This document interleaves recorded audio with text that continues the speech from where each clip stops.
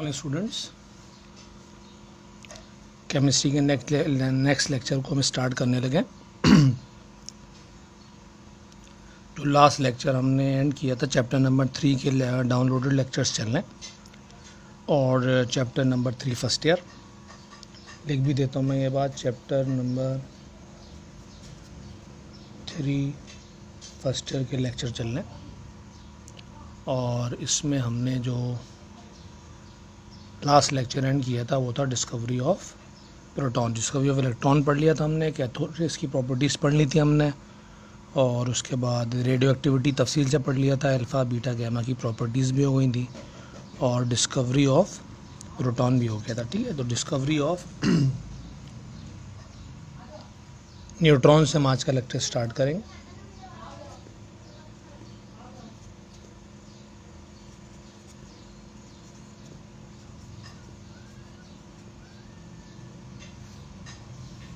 ठीक है, discovery of electron से हमने आज का लेक्चर स्टार्ट किया।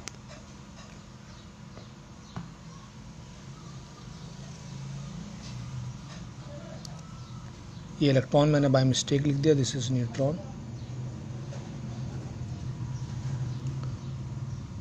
तो डिस्कवरी ऑफ न्यूट्रॉन जो जिस साइंटिस्ट ने इनिशिएट किया दैट इज चैडविक।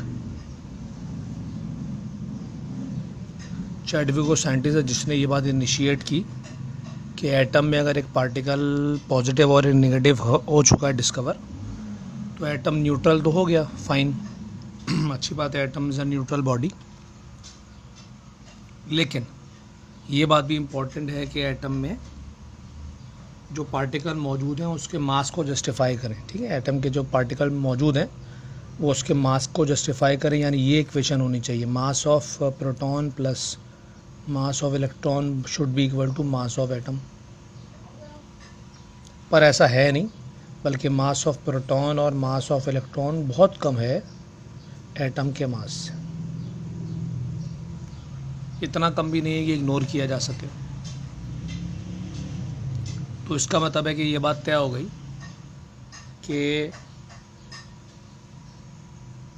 कोई ना कोई और पार्टिकल या पार्टिकल्स हैं जो इस मास के मसले को जस्टिफाई करें। इस बात को बेस बना के उसने अपने एक्सपेरिमेंट्स किए होंगे और सालों तक किए होंगे। देखें, ये बात आप ध्यान में रखें कि जो भी एक्सपेरिमेंट आपको पढ़ाया जाता है, चाहे केमिस्ट्री में चाहे फिजिक्स में, वो एक्सपेरिमेंट ऐसा नहीं है कि वो बस जहन में आ गया और साइंटिस्ट के और उसने किया और काम चल गया। उससे पहले उसने पता नहीं कितने और एक्सपेरिमेंट्स किए होंगे जो रिजेक्ट होते होते होते उस स्टेज पर आता है वो साइंटिस्ट, और आपको तो बिल्कुल फाइनल वर्जन मिलता है। जब फाइनल वर्जन मिलता है तो आपको लगता है कि यार ये तो बड़ा सीधा सीधा, इतना सीधा मामला होता नहीं। तो अब इसको आर्टिफिशियल रेडियो एक्टिविटी भी कहते हैं इस टॉपिक को। इसने क्या किया कि इसने बेरिलियम का एटम लिया। अच्छा, क्योंकि न्यूट्रॉन हर एटम में होता है, लिहाजा बेरिलियम के अलावा भी पेपर में सवाल आ सकता है, तो ध्यान में रखें कि कोई और एटम भी लिया जा सकता है, बेरिलियम ज़रूरी नहीं है। पर क्योंकि चैडविक ने बेरिलियम लिया तो हमें उसके ही लिहाज से लिखना पड़ेगा और पढ़ना पड़ेगा। पर क्योंकि न्यूट्रॉन सिर्फ बेरिलियम में नहीं है, हर एटम का पार्ट है, लिहाजा अगर बेरिलियम के अलावा कोई और एटम भी लिया जाए तो उसमें से ये एक्सपेरिमेंट हो सकता है। बेरिलियम का एटम लेने के बाद इसने क्या किया, इसने बम्बार्टमेंट की अल्फा पार्टिकल्स की। जो लोग सही से पढ़ाई कर रहे हैं उन्हें पता है कि अल्फा पार्टिकल्स की जो आयनाइजेशन पावर है वो बहुत ज़्यादा है, यानी जो फोर्स लगाने का इम्पैक्ट है इनमें वो बहुत ज़्यादा है, क्योंकि इनका वज़न सबसे ज़्यादा है। और बम्बार्टमेंट का मतलब होता है ज़ोर से मारना। तो एक तो ऑलरेडी इनकी आयनाइजेशन पावर ज़्यादा है, ऊपर से जब ज़ोर से बम्बार्ड करेंगे तो इनकी आयनाइजेशन पावर और बढ़ जाएगी। तो उसने कहा कि जब बेरिलियम के एटम के ऊपर बम्बार्टमेंट की अल्फा पार्टिकल्स तो बेरिलियम का एटम आयनाइज हो गया।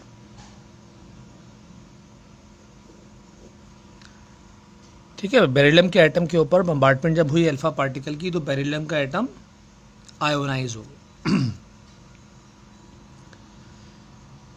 अब यहाँ पे आयनाइज होने का मतलब है पार्टिकल की वेरिएशन। ये कोई रिएक्शन, नॉर्मल रिएक्शन नहीं चल रहा कि उसमें आयनाइज होने का मतलब ये हो कि कोई चार्ज का चक्कर है। यहाँ पे आयनाइज होने का मतलब है कि पार्टिकल का वेरिएशन आया, नंबर ऑफ पार्टिकल चेंज हुए और आयनाइज होकर ये कन्वर्ट हो गया कार्बन में। अभी इक्वेशन से साबित होगा कि कार्बन में क्यों। अच्छा, जब ये आयनाइज होकर कार्बन में कन्वर्ट हुआ तो इस आयनाइजेशन के दौरान वहाँ से कुछ इमिट हुए पार्टिकल्स बाहर आए, और क्योंकि जो पूरा सेटअप था इसको फोटोग्राफिक प्लेट से सराउंड किया हुआ था, this complete setup is surrounded by photographic plate, तो जब ये पार्टिकल बाहर आए तो फोटोग्राफिक प्लेट ने कंफर्म कर दिया कि हाँ भाई पार्टिकल बाहर आए, टकराए ऐसे जाके। अब जब ये पार्टिकल बाहर आए, जाहिर सी बात है बेरिलियम भी एटम है, कार्बन भी एटम है, पूरा टॉपिक एटम का चल रहा है, तो जब ये पार्टिकल बाहर आए तो पहला तो यही जहन में आएगा कि ये इलेक्ट्रॉन या प्रोटॉन हो सकते हैं।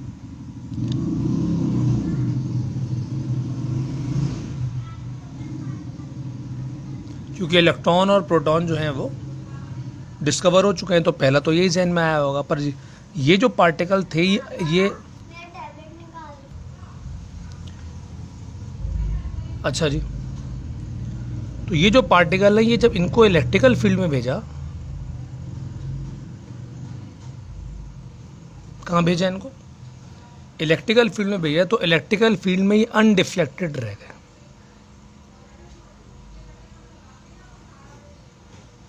यानी इलेक्ट्रिकल फील्ड में ना या पॉजिटिव की तरफ गए ना नेगेटिव, ये सब मैं रिपीट करूंगा। तो इलेक्ट्रिकल फील्ड में ना ये पॉजिटिव की तरफ गए ना ये नेगेटिव की तरफ गए। तो इलेक्ट्रिकल फील्ड में अनडिफ्लेक्टेड रहने का मतलब ये है कि ना ये खुद पॉजिटिव है ना ये नेगेटिव है। अगर पॉजिटिव होते तो नेगेटिव की तरफ जाते हैं, नेगेटिव होते तो पॉजिटिव की तरफ जाते हैं। अनडिफ्लेक्टेड होने का मतलब है कि दीज पार्टिकल्स आर न्यूट्रल। ये पार्टिकल्स कैसे न्यूट्रल हैं? और न्यूट्रल होने का मतलब ये हुआ भाई कि ये इलेक्ट्रॉन प्रोटॉन तो हो नहीं सकता, इलेक्ट्रॉन नेगेटिव होता है, प्रोटॉन पॉजिटिव है। These neutron particles are known as neutrons.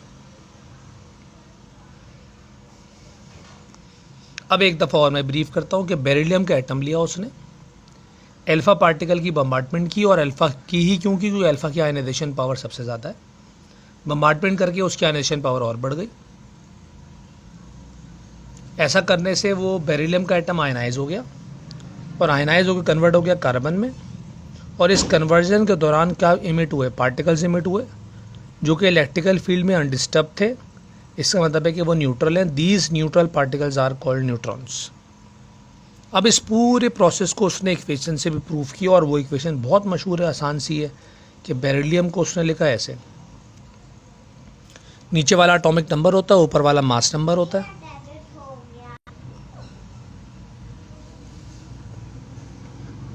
तो नीचे वाला एटॉमिक नंबर होता है, ऊपर वाला मास नंबर होता है। तो एटॉमिक नंबर का मतलब प्रोटॉन, तो प्रोटॉन हो गया 4, और जब ऊपर वाले नंबर में से नीचे वाला नंबर माइनस होता है तो न्यूट्रॉन होता है। तो 9 में से जब 4 माइनस किया तो ये 5 आया जो न्यूट्रॉन हो गए। 4 प्रोटॉन और 5 न्यूट्रॉन।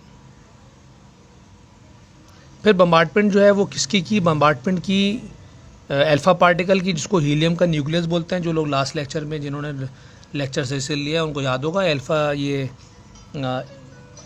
हीलियम एटम बोलते हैं इनको, और इसको ऐसे लिखते हैं 2 4।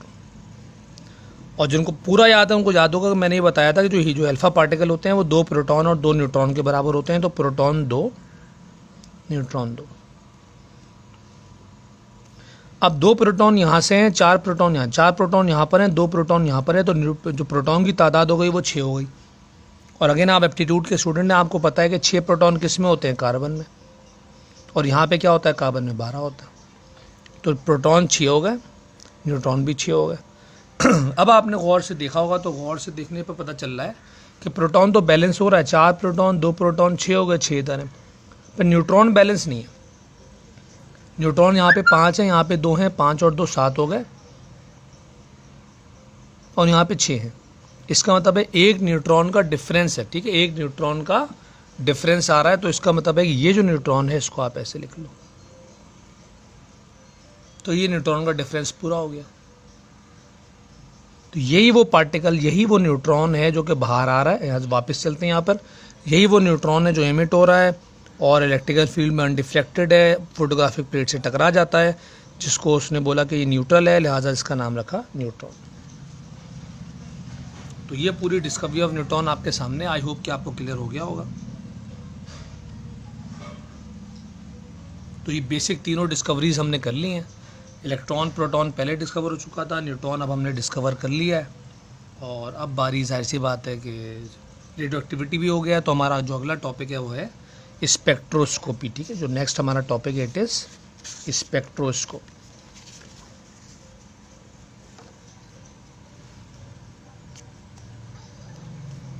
नेक्स्ट टॉपिक इज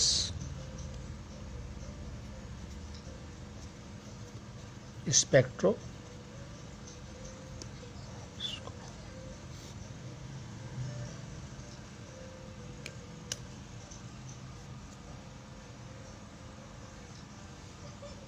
अच्छा जी,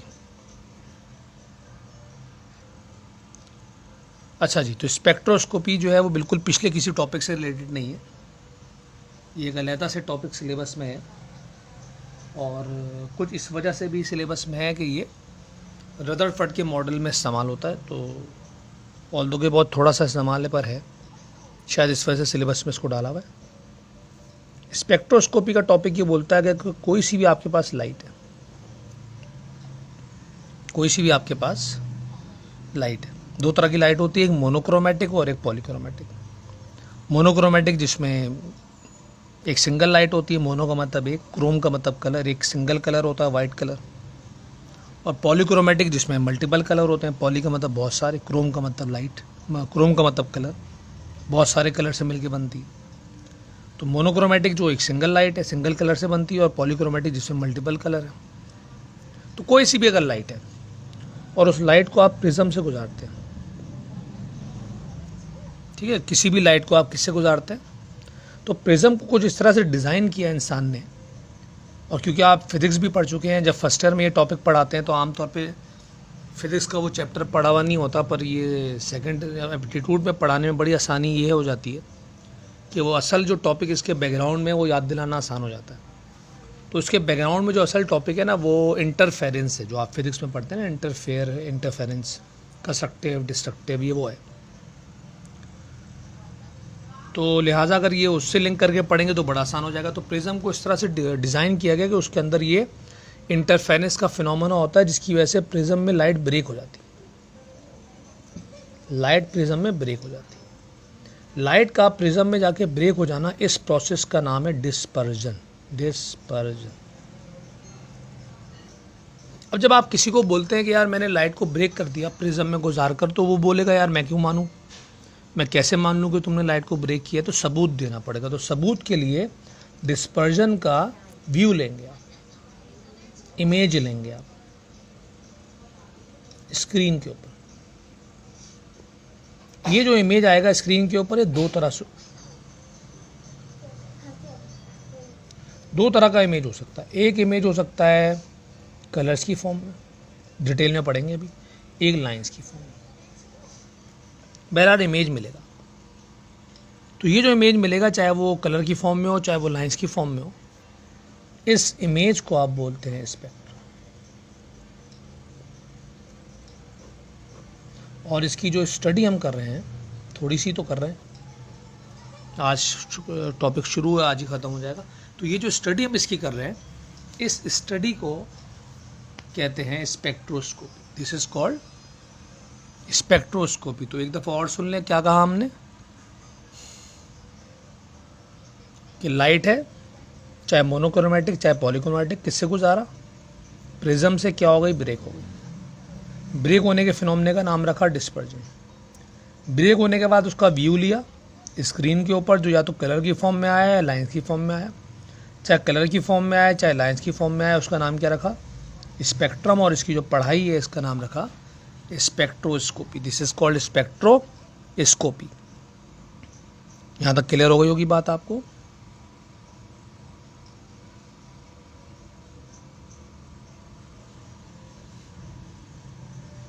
अच्छा जी, तो ये पूरी डेफिनेशन है। आप याद बात करने के दौर से तो निकल गए, तो भाई ये पूरी डिफाइन हो गया। अब इसकी दो टाइप्स हैं। पहली टाइप कंटीन्यूअस स्पेक्ट्रम,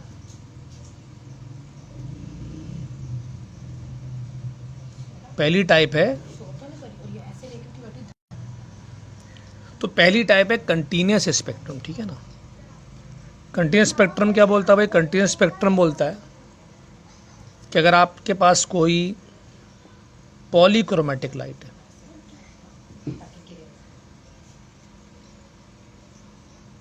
आपके पास कोई पॉलीक्रोमेटिक लाइट है, यानी ऐसी लाइट है जिसमें बहुत सारे कलर है। पॉलीक्रोमेटिक का मतलब बहुत सारे कलर है, और इस पॉलीक्रोमेटिक लाइट को आपने गुजारा प्रिज्म में से, तो डिस्पर्जन होगा। जरा उल्टा पढ़ना पड़ेगा। डिस्पर्जन के बाद आपको इमेज मिलेगा। ये जो इमेज मिलेगा ये होगा कलर्स की फॉर्म में, और ये बड़ा मशहूर है, ये कलर्स है, violet, indigo, blue, green, yellow, orange, red. तो ये जो कलर, 7 कलर का डिस्प्ले मिलता है, इस 7 कलर के डिस्प्ले को बोलते हैं कंटीन्यूअस स्पेक्ट्रम। वेरी सिंपल, बहुत सादा कॉन्सेप्ट है। किताब आपको बहुत लिमिटेड सा पढ़ाना चाह रही है, आपको बस उतना जहन में रखना जितना किताब आपको पढ़ाना चाह रही है। कि आपने कैसी लाइट ली? पॉलीक्रोमेटिक। इस पॉलीक्रोमेटिक को हम कंटीन्यूअस वाइट लाइट भी कहते हैं अपनी सिलेबस के लिहाज से। उस पॉलीक्रोमेटिक लाइट को हमने गुजारा प्रिज्म में से, प्रिज्म में गुजरा तो डिस्पर्स हो गया, टूट गया। टूटने के बाद उसका इमेज ले लिया हमने, शक्ल ले ली, उसकी तस्वीर ले ली। वो तस्वीर हमने किस में ली?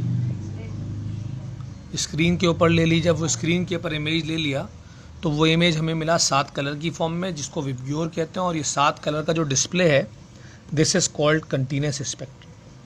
अब कंटीन्यूअस स्पेक्ट्रम की 2-3 प्रॉपर्टीज़ हैं बच्चों वाली, आसान सी, जो किताब डिस्कस करती है। पहली प्रॉपर्टी है कि कंटीन्यूअस लाइट होनी चाहिए।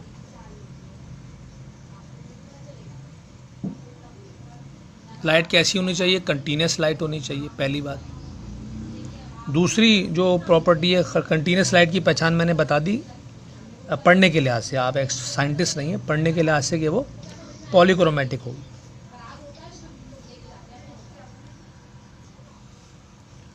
अच्छा, अगला पॉइंट ये कहता है कि नो विजिबल सेपरेशन। क्या मतलब हुआ? इसका मतलब ये है कि वो जो आपको कितनी लाइनें मिल रही हैं, नहीं कितने कलर मिल रहे हैं, सॉरी कितने कलर मिल रहे हैं, 7, इनके बीच में कोई सेपरेशन नहीं होगी। एक कलर ख़त्म होगा दूसरा शुरू हो जाएगा, दूसरा ख़त्म होगा तीसरा शुरू हो जाएगा, तीसरा ख़त्म होगा चौथा शुरू हो जाएगा। सबकी बाउंड्रीज आपस में टच होंगी। तो आपके जहन में कोई या आपके व्यू में कोई विजिबल सेपरेशन यहाँ पे नहीं आएगा। There is no visible separation, उनके बीच में कोई सेपरेशन विजिबल नहीं। तीसरी बात जो है पढ़ने वाली वो है ईच कलर ओन वेवलेंथ। क्या मतलब हुआ भाई? कि हर कलर की अपनी वेवलेंथ होगी। वॉयलेट की अलग होगी, इंडिगो की अलग होगी, blue, green, yellow, orange, red सबकी अलग होगी। और यहाँ का एक छोटा सा होमवर्क है कि आप बुक खोल के जब इस टॉपिक पे जाएंगे तो आपको ये बताएगा, किताब बताएगी कि किसकी वेवलेंथ सबसे कम है और किसकी वेवलेंथ ज़्यादा है। सबसे तो मैं चाहता हूँ कि आप खुद एक दफ़ा पढ़ें, और इस बहाने आप ये पेज भी खुल जाएगा, वो भी दिख जाएगा, तो आपका कॉन्सेप्ट भी अच्छा हो जाएगा। कोई मसला हो तो आप पूछ भी लेंगे। तो ये आपकी ज़िम्मेदारी है कि आपने पढ़ना है किताब खोल के कि इन सारे कलर में सबसे हाई वेवलेंथ किसकी है और सबसे लो वेवलेंथ किसकी है। तो हर कलर की अपनी अलहदा वेवलेंथ होगी और इसीलिए ये अलग अलग दिखाई दे रहे हैं और इसी वजह से इनकी अलग पहचान है। तो ये कंटीन्यूअस स्पेक्ट्रम का छोटा सा टॉपिक हो गया, और इसकी प्रॉपर्टीज़ हमने 3 पढ़ ली कि लाइट कंटीन्यूअस होगी, सेपरेशन होगा नहीं, और हर कलर की अपनी वेवलेंथ होगी। अब हम असल टाइप पर आ रहे हैं। असल मैं इसलिए बोल रहा हूँ कि ये जो मैंने आपको अब तक पढ़ाया है, आपको इतना केमिस्ट्री से तो रिलेट कर नहीं रहा होगा ये, है ना। असल जो इसकी टाइप है जो कि केमिस्ट्री से रिलेट करती है वो है कंटीन्यूअस, वो है लाइन स्पेक्ट्रम।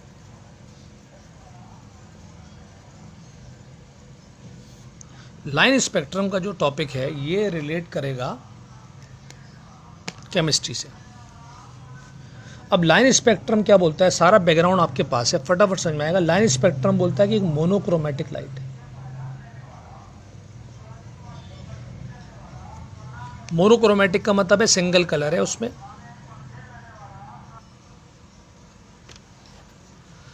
तो मोनोक्रोमेटिक लाइट होगी। ठीक, मोनोक्रोमेटिक लाइट को जब आप प्रिज्म में से गुजारेंगे तो डिस्पर्जन होगा,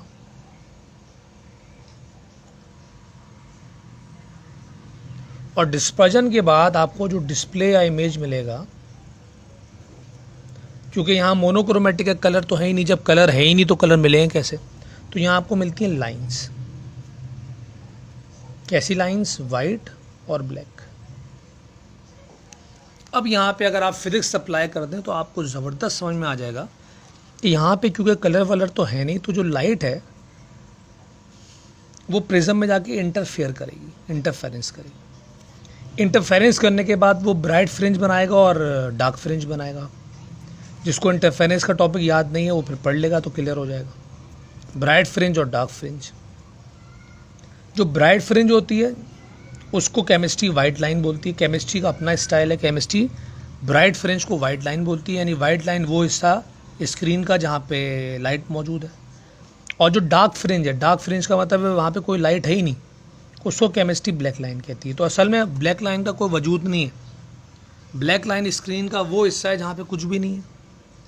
तो स्क्रीन का वो हिस्सा जो बिल्कुल ब्लैंक है, जहाँ पे लाइट है ही नहीं, वो इंसान को काला ही दिखेगा ना, अंधेरा दिखेगा। उस अंधेरे को केमिस्ट्री बोलती है ब्लैक लाइन, फिजिक्स बोलती है डार्क फ्रिंज। और स्क्रीन का वो हिस्सा जहाँ पे लाइट मौजूद है वो विजिबल होगा, उसको केमिस्ट्री बोलती है वाइट लाइन, उसको फिजिक्स बोलती है ब्राइट फ्रिंज। और ये जो लाइंस का कम्बिनेशन मिला है इसको बोलते हैं लाइन स्पेक्ट्रम। ठीक है, जो लाइन का कम्बिनेशन आपको मिल रहा है this is called line spectrum. This is called line spectrum. Clear हो गई ये बात? अब लाइन स्पेक्ट्रम की भी 3 प्रॉपर्टीज़ और फिर एप्लीकेशन है इसकी, थोड़ा इसमें इजाफी पढ़ाई है। पहली प्रॉपर्टी तो वही है, लाइट डिसकंटीन्यूअस होगी।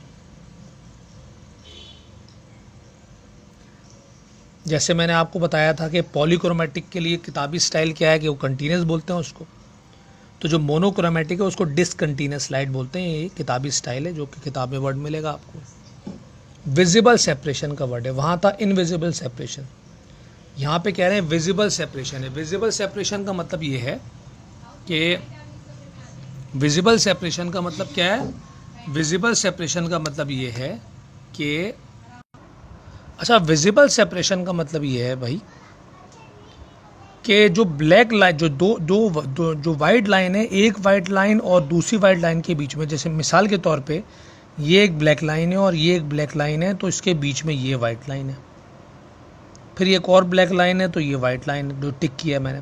तो 2 वाइट लाइन के बीच में एक ब्लैक लाइन है और 2 ब्लैक लाइन के बीच में एक वाइट लाइन है, तो विजिबल सेपरेशन है। 2 वाइट को एक ब्लैक सेपरेट कर रहा है, 2 ब्लैक को एक वाइट सेपरेट कर रहा है, तो सेपरेशन क्या है?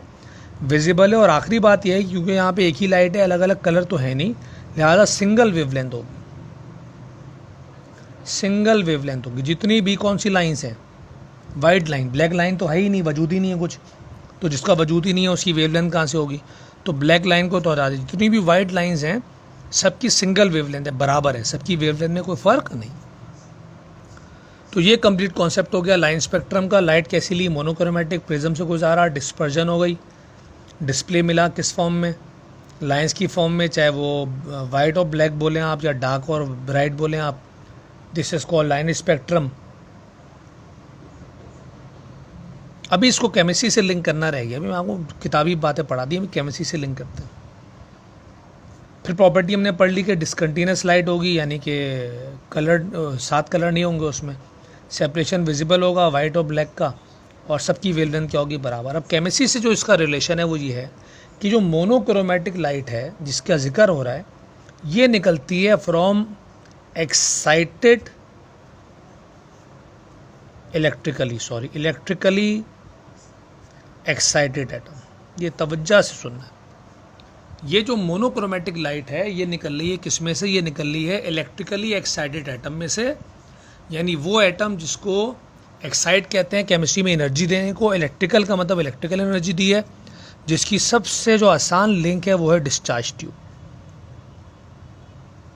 अगेन जिन्होंने अच्छे से पढ़ाई की उनको याद होगा, डिस्चार्ज ट्यूब में जो एनर्जी हम प्रोवाइड करते थे वो करते थे इन टर्म्स ऑफ, हाँ भाई हूँ, क्या करते थे? वो करते थे in terms of electrical energy, cathode anode की फॉर्म में एनर्जी देते थे। तो इलेक्ट्रिकल एनर्जी होगी इलेक्ट्रिकल एनर्जी होगी, एक्साइटेड का मतलब एनर्जी देना, इलेक्ट्रिकल का मतलब इलेक्ट्रिकल एनर्जी देंगे। और जब एटम को, अच्छा एटम का ये भी बिहेवियर आपको याद होगा कि एटम जो है नॉन लिविंग बॉडी है और ये एनर्जी पसंद नहीं करता है। बॉन्डिंग के चैप्टर में और क्लियर करेंगे, हो गया होगा आपको अगर आप जैसे ही पढ़ेंगे। तो ये जो एनर्जी इनको मिलती है, ये इनको नहीं चाहिए, पर being a non living body ये मना नहीं कर सकते, तो एनर्जी एब्जॉर्ब करते हैं और जब आप एनर्जी दे चुके होते हैं तो फिर उसको वापस करते हैं। तो ये जो मोनोक्रोमेटिक लाइट है ये किस तरह बाहर आ रही है कि आपने पहले एटम को एनर्जी दी, किस फॉर्म में, इलेक्ट्रिकल फॉर्म में। उसने इलेक्ट्रिकल एनर्जी पहले एब्जॉर्ब कर ली और बाद में जब रिलीज़ की, तो किस फॉर्म में की, जब बाद में रिलीज़ की तो ये मोनोक्रोमेटिक फॉर्म में की, और फिर ये पूरा का पूरा आपने पढ़ लिया। ये बात क्लियर हो गई। तो केमिस्ट्री क्यों इंटरेस्टेड है टॉपिक पढ़ाने में, क्योंकि जो मोनोक्रोमेटिक लाइट है वो एटम में से निकलती है, और एटम कौन सा, वो जो कि एक्साइटेड हो, जिसके पास एनर्जी ज़्यादा हो, और वो एनर्जी किसने दी हो, इंसान ने दी हो, किस फॉर्म में दी हो, इलेक्ट्रिकल फॉर्म में दी हो, जैसे डिस्चार्ज ट्यूब। अब इसकी एप्लीकेशन है लाइन स्पेक्ट्रम की, क्या है भाई एप्लीकेशन।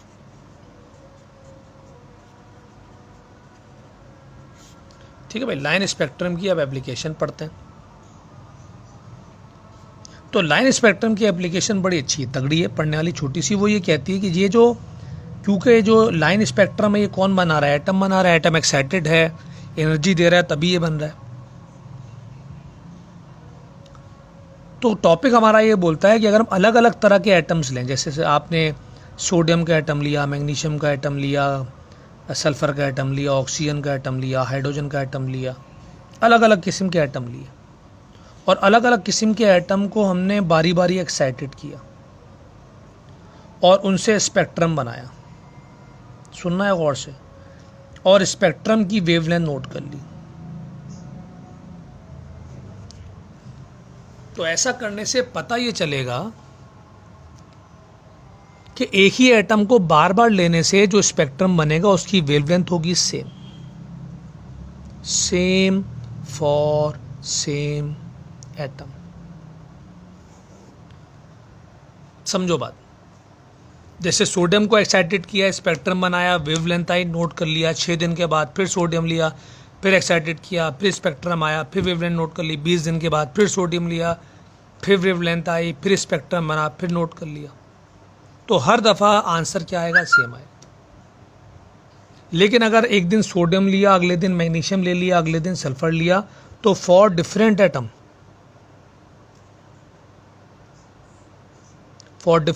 ये डिफरेंट होगा।